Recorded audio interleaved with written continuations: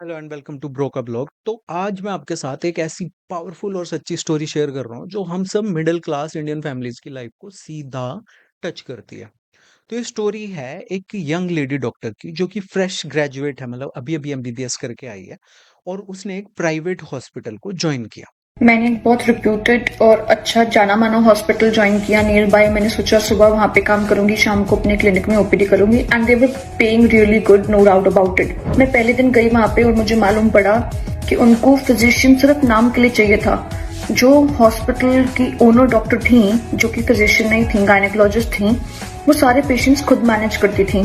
यानी कि वो डिसाइड करेंगी कि हर पेशेंट एडमिट होना है और वो डिसाइड करेंगी कि हर पेशेंट जो एडमिट हो रहा है उसको जितना हो सके आईसीयू में रखो, जितने दिन हो सके उतने दिन आईसीयू में रखो। नाम मेरा और गलत काम उनके।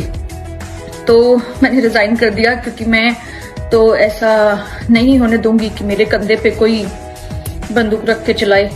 ये सिर्फ एक रेजिग्नेशन की बात नहीं है, ये हमारे हेल्थ केयर सिस्टम की एक बहुत बड़ी बीमारी को एक्सपोज कर रहा है। आज हम सब इसको धीरे धीरे डिटेल में समझते हैं। तो सबसे पहले एक टर्म होता है आउट ऑफ पॉकेट एक्सपेंडिचर, तो उसकी बात करते हैं।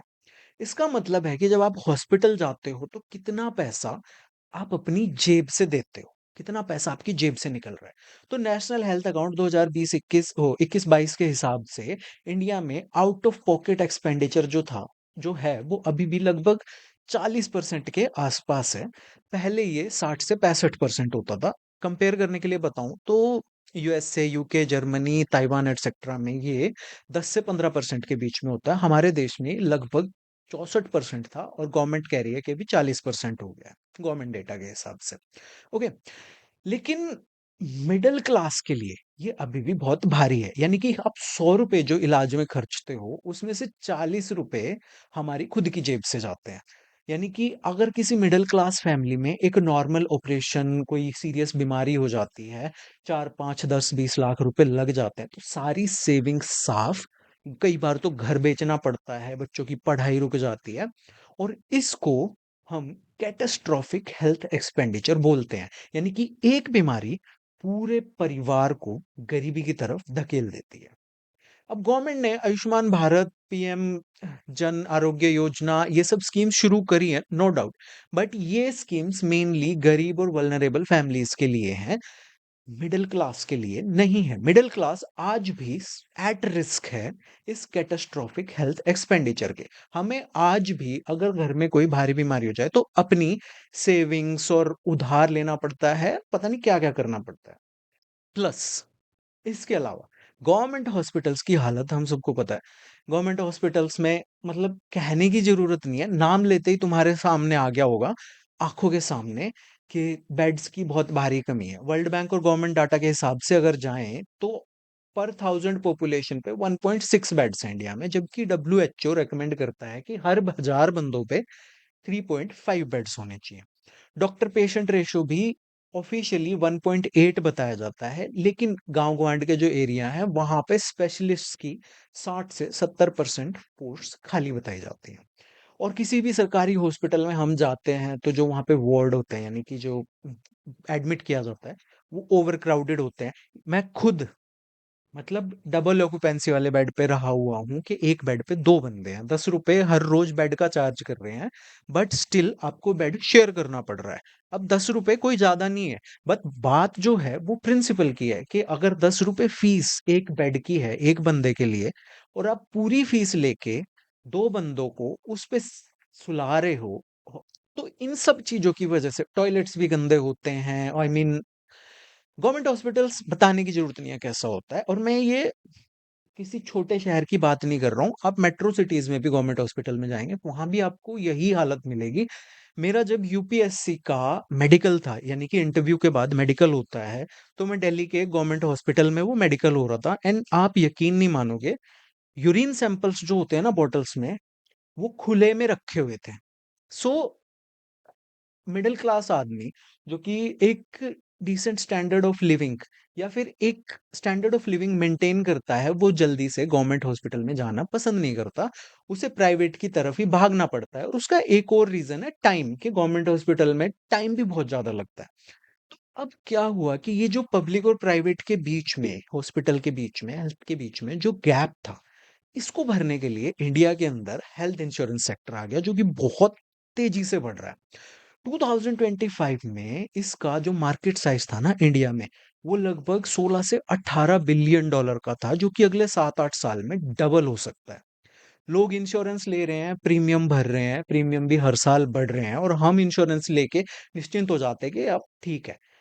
बट रियलिटी ये है कि कैशलेस क्लेम्स में भी हॉस्पिटल्स में एक्स्ट्रा चार्जेस लगा दिए जाते हैं। बिना बात के टेस्ट किए जाते हैं। मतलब तुम्हारा किसी का भी अगर एक्सपीरियंस होगा ना किसी बड़े हॉस्पिटल का, तो तुम रिलेट कर पाओगे। कमेंट में बताओ किस तरह से अननेसेसरी टेस्ट होते हैं, लंबे टाइम तक एडमिट रखा जाता है ताकि बिल को इन्फ्लेट किया जा सके। एक तरह से नेक्सस बना हुआ है इंश्योरेंस कंपनीज और हॉस्पिटल्स का, जैसे कि अमेरिका में होता है। अब अमेरिका में जो हेल्थ केयर है ना, वो पूरा प्रॉफिट ड्रिवन है। Insurance companies, hospitals, private equity सब मिलके बिना बात के अननेसेसरी प्रोसीजर्स, लंबा स्टे, हाई बिल्स क्रिएट करते हैं। और इंडिया में भी जो प्राइवेट इक्विटी फंड है, नाम नहीं लूंगा बट तुम्हें भी पता है, वो बड़े हॉस्पिटल चेन्स को खरीद रहे हैं। अब इससे क्या हो रहा है, इनका जो फोकस है वो है एवरेज रेवेन्यू पर ऑक्यूपाइड बेड, यानी कि ARPOB, यानी कि हर बेड से, हर हॉस्पिटल बेड से ज्यादा रेवेन्यू निकालना। अब इसके लिए आप अगर डिलीवरी के लिए जाओगे तो नॉर्मल डिलीवरी की जगह आपको कहेंगे सी सेक्शन करवा लो। अब जो प्रॉब्लम ऐसे हैंडल हो सकती है उसके लिए आपको ज्यादा से ज्यादा दिन आईसीयू में रखा जाएगा, पेशेंट को जल्दी डिस्चार्ज नहीं किया जाएगा। यानी कि हाई मार्जिन की जो चीजें होती है ना, उन पे फोकस होता है। उसके साथ डॉक्टर्स पे प्रेशर भी बनाया जाता है कि ज्यादा से ज्यादा लोगों को एडमिट करो, डिस्चार्ज लेट करो। और यही चीज हमने यहाँ पे ये जो यंग डॉक्टर है इसकी बात में देखी कि फ्रेश डॉक्टर्स को भी ये टारगेट दिए जाते हैं, वरना उनकी जॉब जो है वो खतरे में आ जाएगी। अमेरिका में ये मॉडल कॉमन है, और वहां का हेल्थ केयर भी दुनिया में सबसे महंगा है। बट अनफॉर्चुनेट बात यह है कि हमारी जो पर कैपिटा इनकम है वो यूएसए के मुकाबले में बहुत कम है। स्टिल हम इसी घटिया रास्ते पे जा रहे हैं। हीलिंग की जगह हेल्थ केयर जो है वो एक बिजनेस बनता जा रहा है। और इससे जो फर्जी डॉक्टर वगैरह होते हैं ना, जो सस्ते में काम कर देते हैं, उनको भी बढ़ावा मिल रहा है, जिससे कि हमारी ही हेल्थ पे रिस्क आ रहा है। अब ये जो लेडी डॉक्टर हैं, इन्होंने ये सब देख के बोल दिया मुझे इसमें नहीं पढ़ना। उसने सैलरी से ज्यादा एथिक्स को चूज किया। ठीक है, जो कि उनकी हिम्मत है और इसके लिए इनको सल्यूट करना चाहिए। कि क्वेश्चन ये है कि हम मिडिल क्लास क्या कर सकते हैं। अब स्टोरी डालने से, वीडियो बनाने से, आवाज उठाने से, इन सब चीजों से इम्पैक्ट पड़ता है। देखो, चीजें जितनी हाईलाइट होंगी उतना ज्यादा उसके बारे में बात होगी और बदलाव शुरू होगा। बट एक एक रास्ता अगर हम देखें तो रास्ता हमें कहाँ से दिखेगा? हमें इंटरनेशनल एग्जांपल्स देखने चाहिए, जिनमें सबसे बढ़िया एग्जांपल है ताइवान का, जिसका कि हेल्थ केयर शायद दुनिया में सबसे बेस्ट है। अब इसे समझने के लिए ऐसे सोचो, पहले 1995 से पहले, मतलब ताइवान में ना अलग-अलग इंश्योरेंस कंपनीज थी, अलग-अलग इंश्योरेंस स्कीम थी, और उनका कवरेज सिर्फ मतलब 57% पॉपुलेशन, यानी कि लगभग आधी पॉपुलेशन तक ही था। यानी कि जैसा इंडिया में हाल है वैसा सही वहां पे हाल था। फिर ताइवान की गवर्नमेंट ने ना एक नेशनल हेल्थ इंश्योरेंस शुरू किया। अब ये एक सिंगल पेयर सिस्टम है, मतलब एक ही गवर्नमेंट कंपनी पूरे देश के लिए इंश्योरेंस चलाती है। हर सिटीजन और रेजिडेंट को कंपलसरी कवर मिलता है। ओके, यानी कि आज 99.9% जो वहां की पॉपुलेशन है वो इसमें कवर्ड है। पैसा आता है लोगों और कंपनीज के पेरोल से, प्रीमियम जो है वो गवर्नमेंट सब्सिडाइज भी करती है गरीबों के लिए। अब ये सिस्टम काम कैसे करता है? तो आप डॉक्टर या हॉस्पिटल जाते हो, चाहे प्राइवेट में जाओ या गवर्नमेंट में जाओ, आपको सिर्फ एक छोटा सा को पेमेंट करना है। जैसे हम डॉक्टर की पर्ची कटवाते हैं ना, 200, 400, 500 रुपए की, इस तरह का एक को पेमेंट करना है, जो कि बहुत सस्ता होता है। कोई भी बड़ा इलाज है, ऑपरेशन, आईसीयू, दवाई, इन सब का ज्यादातर हिस्सा एनएचआई कवर करता है। और आपको फ्री चॉइस होती है वहां पे कि आप किसी भी डॉक्टर या हॉस्पिटल के पास जा सकते हो। वहां पे आपको कोई रिस्ट्रिक्शन नहीं होगी, एनएचआई जो है वो आपको कवर करेगा। और सबसे इंपॉर्टेंट चीज, जो ये प्रॉफिट वाली लूट है ना इस सिस्टम से, वो रुकती है। हर साल गवर्नमेंट और डॉक्टर, हॉस्पिटल सब मिलके डिसाइड करते हैं कि हेल्थ केयर का बजट कितना होगा, यानी कितना पैसा हेल्थ केयर पे खर्च होगा। अब हॉस्पिटल अगर ज्यादा अननेसेसरी टेस्ट या लंबा एडमिट रखेंगे, आईसीयू स्टे लंबे करेंगे, तो जो टोटल बजट है वो उससे एक्सीड हो जाएगा।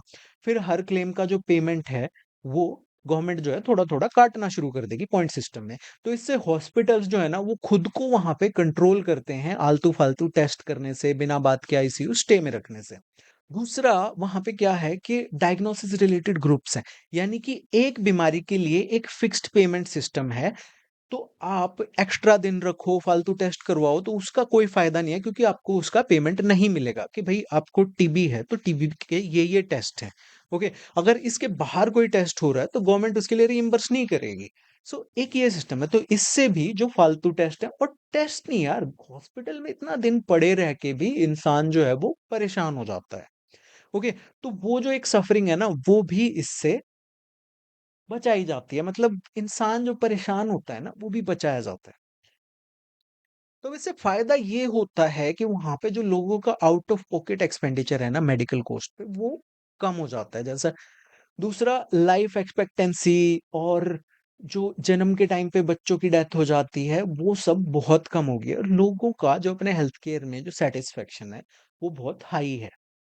तो इंडिया के कॉन्टेक्स्ट में हम देख सकते हैं कि किस तरह से एक स्ट्रॉन्ग गवर्नमेंट है, अगर वो स्टेप लेना चाहे तो हेल्थ केयर सिस्टम को कंट्रोल कर सकती है, रेगुलेट कर सकती है, उसको सुधार सकती है। बट प्रॉब्लम ये है कि हमारे यहाँ पे पॉलिटिशियंस, ऑफिसर्स और कॉर्पोरेट का जो नेक्सस है, सब इसमें स्टेक होल्डर बने बैठे हैं, सबको प्रॉफिट होता है। दैट्स वाई किसी के पास पॉलिटिकल विल ही नहीं है इस सिस्टम को सुधारने की। नहीं तो विश्व गुरु हम बनने वाले, क्या हम अपने सरकारी हॉस्पिटल्स का हाल नहीं सुधार सकते? आज भी लोग वहां पे जमीनों में सोए पड़े हैं। बट हेल्थ केयर में सुधार तभी आ सकता है जब हेल्थ केयर को बिजनेस नहीं बल्कि राइट की तरह देखा जाए। ताइवान ने अपने सिस्टम को चेंज किया और सबको कंट्रोल किया, और तो क्या हम भी ऐसा स्ट्रॉन्ग रेगुलेशन मांग सकते हैं ताकि प्राइवेट हॉस्पिटल्स में लूट ना हो? आपका प्राइवेट हॉस्पिटल्स का क्या एक्सपीरियंस है, वो कमेंट में लिख के जरूर बताना। लाइक, शेयर, सब्सक्राइब और नोटिफिकेशन आइकन को क्लिक करें। Thank you for watching, have a great day.